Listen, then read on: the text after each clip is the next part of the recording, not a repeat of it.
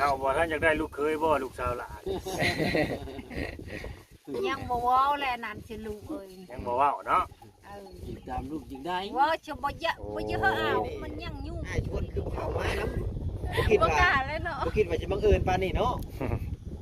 ข้าวก็บ่ได้คิดว่าจะบังเอิญนะไป เนาะ อยู่เฮือน โลกมันกลมได้พี่น้องเอ้ยแบบลูกสาวมาลูกสาวเพิ่นมาพอดีพี่น้องลูกสาวหลา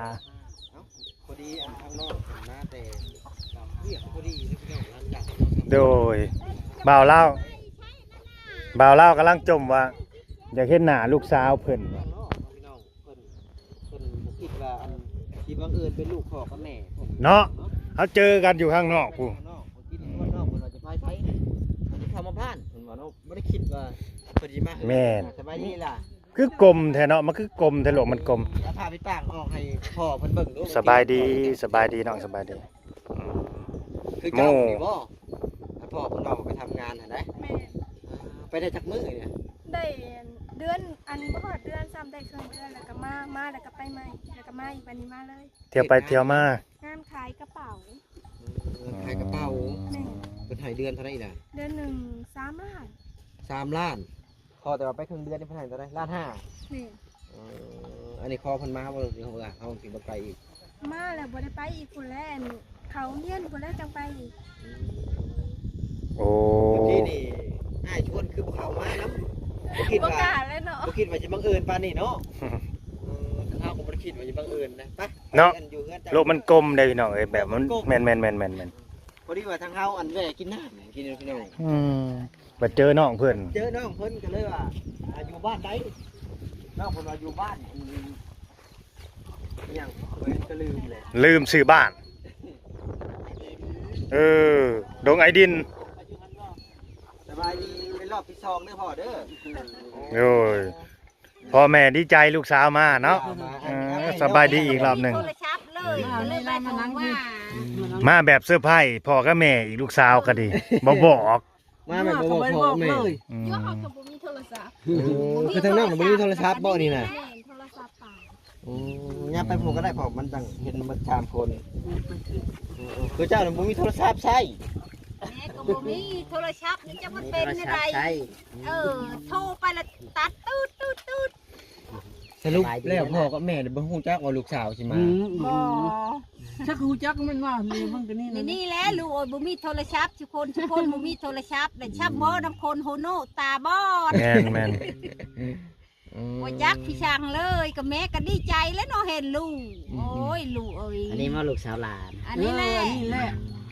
เฮาน่ะเลี้ยวเห็นแต่อยู่ผู้เอ้าอย่าคือน้องอันที่เจออยู่พุ่นน่ะสอนกันคิดว่าสิเข้าผู้เลยว่ายังโค้งให้ คนละงงมาเหมือนกันเนาะ แม่น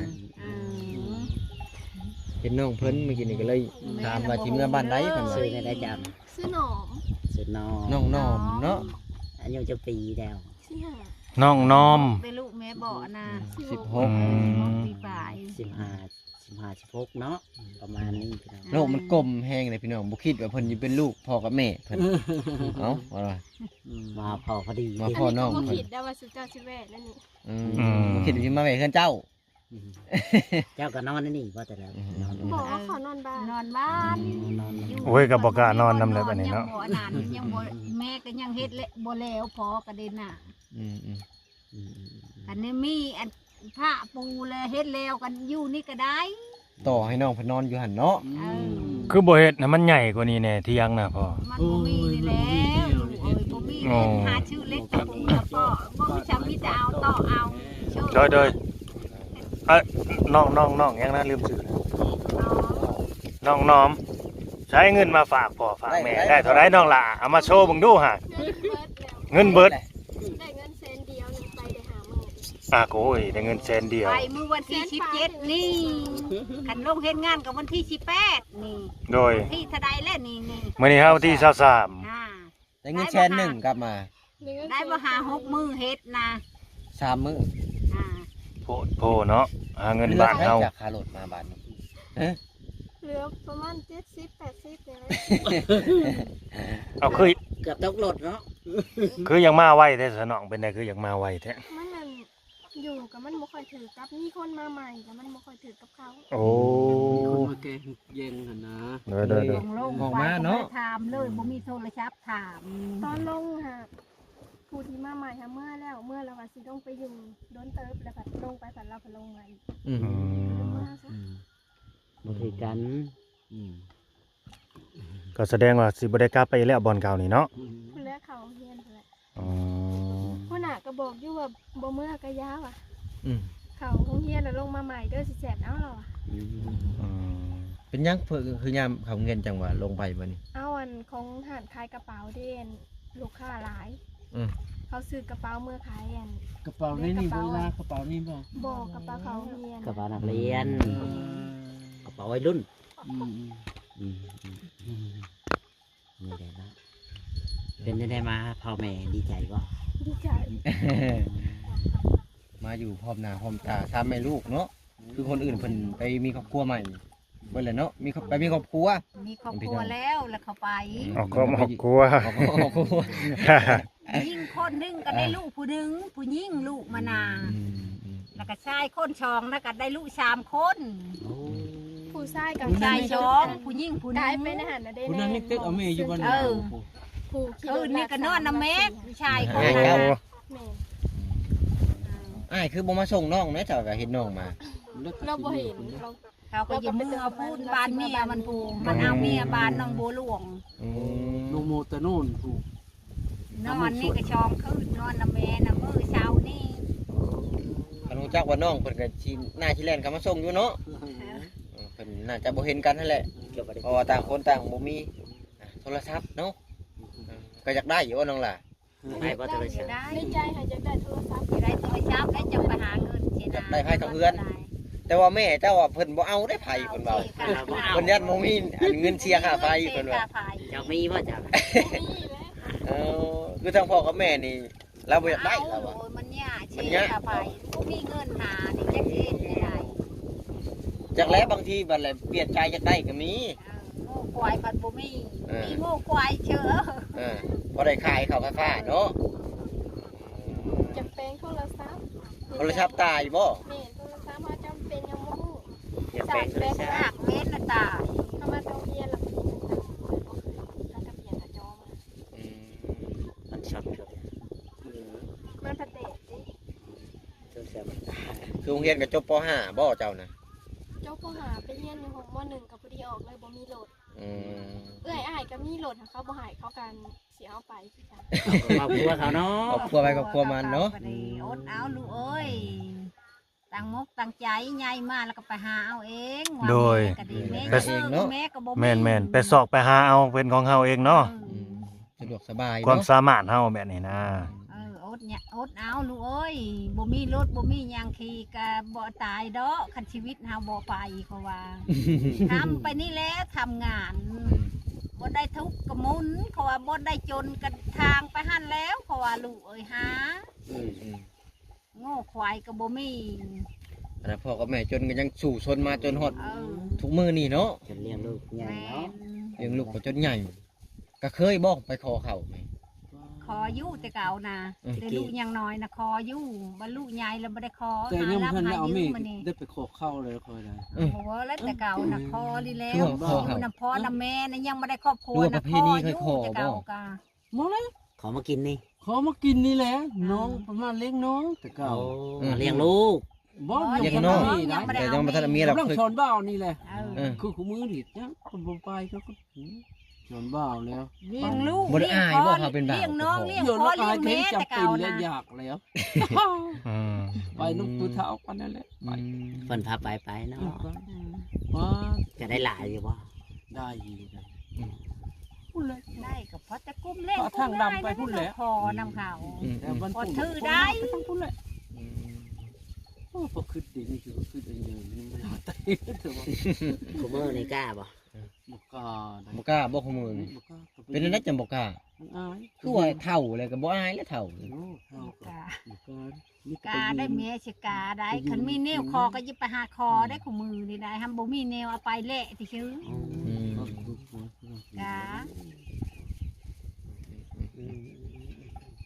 กา ทางน้องเพิ่นก็ไปเฮ็ดงานก็ได้เงินกลับมาบ้าน 70,000 หมู่ไปหับบ่ได้ให้หมู่บ่ ให้แล้วเราบ่เอา อ๋อ ได้ ก็ไปเติมน้ำมันให้หมูก็เบิดอีกแล้วเนาะ เติมน้ำมันให้หมู่ก็50ปัดว่าไกลเติบเลยเนาะเข้ามานี่เนาะ อยู่ ไก่และหางตะกระดู ข้อหน้าหลายชงบ้านไปพูด ประมาณกิโลจากกิโลนะ โยก 10ปลาย แต่บ้านนี้ไปหาโคอู้นั่นนะ5 ลักแต่บ้าน โอ้มันลอยลักบอกหา พว ตัวกเรา ไหนทางดำทาง ไกลเติบเลย ไกลเติบ ไก่เด้อ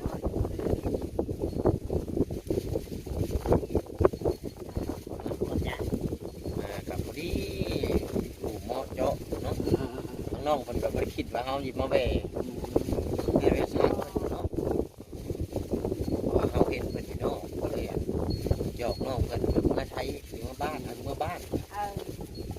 ก็เลยหยอกกับงานน้ำบ่ทางจุ่มอ้ายก็สิพลาดนะบ่เป็นหยังเพิ่นว่าหมู่เฮาสิมาฮับพระจะคิดว่าเพิ่นอันจะเป็นลูกพ่อกับแม่เนาะบ่ได้ตกใจบ่มาเห็นจุ่มอ้ายทีแรกๆนี่ บ่ได้คิดว่าจะจุ่มอ้ายสิมาหยังบ่ บอกกะทีว่าอันสิเข้ามาหาแม่กินน้ำ มาเห็นพอดีเนาะนี่แหละลูกสาวล่ะเพิ่นเนาะพี่น้องเนาะ เจ้าหลา ไม่เท่าบ่ท่านอยากได้ลูกเคยบ่ลูกสาวหลาน ยังบ่เว้าแลนั่นสิลูกเอ้ย ยังบ่เว้าเนาะ จิกตามลูกจิกได้ ว่าจะบ่เยอะบ่เยอะเอามันยังยุ่งอยู่ดีนี่นาเฮาตั้งจิตตั้งใจเฮาได้เฮามีก้อนจังเอาจังหาอันว่าคือว่าชื่อข้อห้ามแล้วนี่นั่นสิลูกเอ้ย โดย ยังน้อยเนาะ ยังน้อยนี่ปัตโตพัดบ่ได้บ่มีเอาก็ยันพอดีชอกัน แม่น นะ แม่นแม่น แล้วเนี่ยนะโอ้ยบ่อยากเอา เขาดีบ่กุ้มกันเนาะให้พิษเถียงกันก็คือเก่าป้าเลวกัน ว่ากันเนาะ เออ บ่หุ่มบ่กลุ่มกัน บ่กุ้มบ่หุ่ม บ่คันเอาเป็นมกเป็นใจก็ได้มีก็หั่งมีเป็นดีก็อย่าได้อยู่นี่นั่นบ่แม่นบ่อย่าได้นี่อย่าได้อยู่อายันมันบ่ไปบ่มานี่นะพอดีชอบพอดีรำคาญกันน่ะ โดย แต่เนี่ยใจ โดย ใจย้อนเนาะ ทุกข์ใจย้อน ว่าแต่เก่าบ้านเฮาซ้ำนี่เขาเอากันแหละเด้ เอา พี่กัน แต่ว่าคนหนึ่งก็เอาเลย บ่ เจ้านี่ ใช่แหละ คิดว่ามันยิง ตัวน้องได้ซะจักได้อีกบ่ มันแลเกิดหาเอาแล้ว ยังเนาะ แล้ว 89เช้าเพื่อน อ๋อ ตอนนี้สร้างอนาคตให้ตัวเองก่อนเนาะอย่างน้อยก็มีรถจักรคันหนึ่งพอได้ขี่เนาะ แม่น่ะชิปยีไรเช้ายีไรก็บ่ได้ก็แทกอายุ19 ปีโดยโดย แล้วยังสิ คัน เก่า บ่ลูก อดเอาเด้อ ลูกเอ้ย ว่าเอาเด้อน้องหล่าเด้อ คัน เดี๋ยว บ่ พา ได้เนาะ คันว่าได้ว่าบ่ได้ก็คือว่า แล้ว จำเป็นเนาะ จำเป็นปล่อยก็ปล่อยบ่ได้แล้วปล่อยลูก สมมุติว่าอันได้ผัวเนี่ยให้เป็นไปอยู่เพื่อนผัวบ่หรือเอามาอยู่พี่ อยู่ได้ ให้มาอยู่ในแม่บ่ อยู่นำแม่นี่แหละ ไม่มือ ฮีดบ่หรือว่าตั้งอัน บ่หรือว่าลูกสาวหล่าอะไรบ่ให้เมื่อบ่ไปนี่ บ่ บ่ ชาวลาวบ่ให้มือ เมื่อลูกชาวลาน่ะเขาอยู่นำเบิ่งแม่นี่แหละเบิ่งพ่อเบิ่งแม่นี่แหละ ถ้าเป็นผู้ชายก็ยาบ่ให้เมื่อคือกันถ้าเป็นผู้ชายก็ได้ เออ อ๋อ ลูกสาวหล่านี่เขาดองเท่านี้แพงบ่แม่ ก็บ่ได้แพงปานใด ฮอดบ่25ล้าน โอ้30ผู้แล้วก็ดี บ่ได้อันเขาว่า30แล้วอ่ะ30ล้าน 30ถอกเบิดบ่ เถาะมืด มีควายนำบ่ โง่ ธรรมดา ควายกับค เอา วาย กล้วยเขาอ่อนได้30ถอกเบิดว่าซั่น โง่โง่ชองโต 30 ล้าน 30ล้านถอกเบิด คำนะบาทหนึงว่ะ สรุปแล้วก็หลายเติบเนาะเผื่อได้ แสน งัวในงัวน้อยงัวใหญ่ก็บ่ได้อันนั้นบ่ โยใหญ่นั่นแหละเนาะ คนมาประกวดเนาะ อันนี้ว่าอัน พอไปพอมาแล้วโง่ก็กุ้มกิน โดย บ่แม่นที่อันนั้น ทางเบิ่งฮิตของทางเพิ่น เขา นะ ชื่อได้มี โด หน่อย ย พอเอ้ยสิบ่ได้อย่าได้คำโลอันบาทหนึงบ่ได้ได้แต่2 ฉลึงพอเอ้ย นะ โดย ก็คำก็คือว่านั่นแหละลูกเอ้ยบ่ได้บ่มีก็มืดคำน่ะก็ค่ายเท่าละเล็กละน้อยต่ำบ่ต่อมืดคำชองฉลึงนั่นนะ สิลายไปได้เนาะ เอ หายอนเอาบ่มีนี่แหละเนาะ บ่คันเฮาไปซื้ออันละลายเด้คันเฮาไปขายแล้วมันน้อย มืดแล้วเอ้ยน่ะย่างเท่าผู้นี้แต่งแล้วเอ้ยน่ะก็อายกันแล้วก็แต่งก็หารับบ้านรับเมืองนั่นแหละยืม โดย แต่ง บ่ได้เป็นหนี้เป็นสินที่แม่ใส่หนี้ใส่สินเบิดแหละเนาะ แล้วใช่นะ โอ้ หารับแล้วเนาะแล้วก็ใช้เทื่อละลิกละน้อยขายหันขายนี่นั่นแล้วหักผู้เอ้ยเชื่อใครแด้รายได้แด้มีรายได้แด้นั่นน่ะ เพิ่นไปเฮ็ดงานหยังเฮ็ดเวียกหยังเอ่ย คิดอย่างหากมีรายได้ก็คือว่านั่นแหละลูกเอ้ยมืออันเฮ็ดประชูนะกะเบี้ยก็ยืมเมานี่นับแต่มาคิดแปลงนัวก็ยืมเมาเหล้ากินก็ยืมเอาหมดว่าคนหมู่ได้หาหมู่ครับ พี่ช่างก็ยืมหาหมู่หาคู่มาน่ะ โดย บ้านนั้นก็แล้วก็ไปหาท่อนะกะจุ่มบ่ยพอยังทอคำชองฉลึงนะก็แค่เชียวฮูนะกะ ก็ไปขาย บ่เฮิงบ่นานก็มืดไปเท่าละเล็กละน้อย5 หุ้นอ้อไปมันนั่นละมืดขำมันนั่นก็ดีบ่มีพี่ช้างบัดนี้น่ะอยู่ซื่อ เหลือแต่โตลันจอน เลือดจะโตร้อนจนบัดนี้อยู่ไปแล้วย่างผู้นี้แหละอันย่างผู้นี้อีกนี่จักสิได้บ่ได้นี่นะ ชาวลายเนาะ ใจสิโยจะได้และทุกจนนี่นะบ่ได้ก็แต่ก็เฮอได้แล้ว ก็ฟังไปเนาะว่าจะเป็นจังไดอนาคต มาลอยมาแลไปน้ำเข้าแล้วก็คือว่านั่นแหละลูกเอ้ย จะเป็นเนาะ ได้เออ ไปน้ำเขาก็แล้วจ้อย ยังว่าบ่แน่ แม่นว่าไปก่อนก็บ่ได้เนาะ เลี้ยงลูกก็เลี้ยงแต่ยังน้อยลูกเอ้ยบรรยายมาแล้วเลี้ยงบ่ได้ โดย และ คนใหญ่ ว่าอยู่แม่ก็ว่าแบบหักย่อใหญ่แล้วก็มันก็บ่ได้พังความแล้วเอาแต่มันจะเป็นเองมัน โดย